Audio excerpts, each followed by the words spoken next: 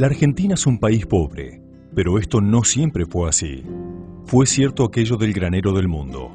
A principios del siglo XX éramos el doble de ricos que Italia y España. Por eso centenas de miles de inmigrantes llegaban al puerto de Buenos Aires. Pero, desde la década de 1950, la Argentina empezó a crecer más lentamente que el resto del mundo. Para 1960, Italia ya había alcanzado nuestra riqueza, y en 1970 España también nos alcanzó.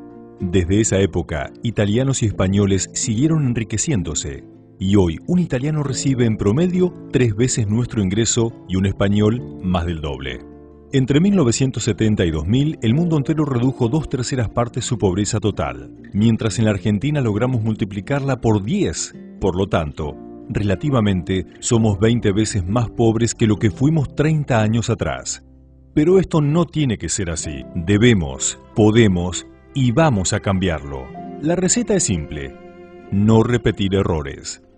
Solución: cortar con la pobreza funcional. La pobreza funcional es el tipo de miseria que le sirve a los políticos populistas.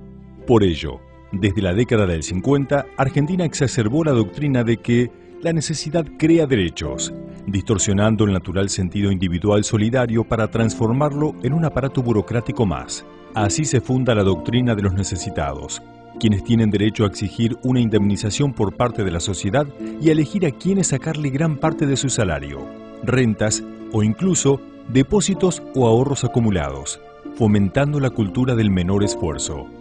La pobreza funcional se nutre del gasto social, llevado adelante por gobiernos que vieron en el populismo la mejor herramienta para mantenerse en el poder, comprando voluntades y conciencias. ¿Por qué si los gobiernos aumentan y aumentan el gasto social, la pobreza se multiplicó por 10 y bajan la salud, la educación y la seguridad? Por 2 motivos. Primero, porque usamos la plata para empeorar las cosas. 250.000 asesores, 1.200.000 empleados públicos, 1.700.000 planes descansar, 40.000 millones de pesos en subsidios a empresarios amigos, pensiones graciables, donaciones, préstamos sin devolución, compra de aerolíneas, tren bala, avión presidencial. Resultado: menos trabajo y más corrupción.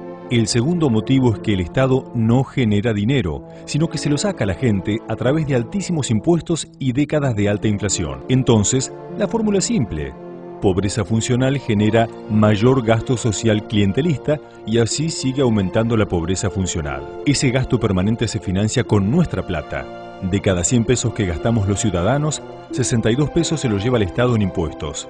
¿Para quién trabajamos? Desde 2003 a 2008 se recaudaron 900.000 millones de pesos y se despilfarraron. Hoy, nuestro gasto público es récord: 115.000 millones de dólares. La solución es simple: cortar la pobreza funcional, terminar con el populismo y el despilfarro demagógico, ser inteligentes. ¿Cómo hacerlo?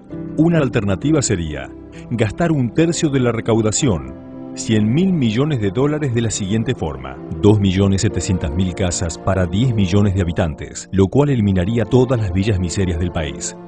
Costo: 80 millones de dólares, 10.000 kilómetros de autopistas para unir a todas las provincias.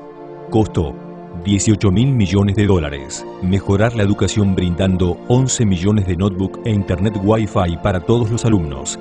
Costo: 1.500 millones de dólares. Se recuperan 88 millones de dólares mensuales para construir un hospital por mes. El resultado: la creación de 1,5 millones de empleos privados. Otra alternativa sería eliminar impuestos distorsivos, devolviéndole 50.000 millones de dólares a la gente que paga sus impuestos. Reducir la deuda en 50.000 millones de dólares. Resultado: crecimiento rápido sustentable, una explosión de inversiones privadas, la reaparición del crédito para la construcción y la pulverización de la pobreza a medida que se crean 2 millones de puestos de trabajo. No se trata de el plan, sino de planear para acabar con el negocio de la pobreza funcional y el despilfarro. Soñemos con un país donde los más capaces lleguen al gobierno, donde tengamos justicia con mayúsculas, un país más equitativo, abierto al mundo, con ciudadanos libres que busquen su felicidad sin esperar que las soluciones vengan del Estado. Cambiar no es solo posible, es inevitable.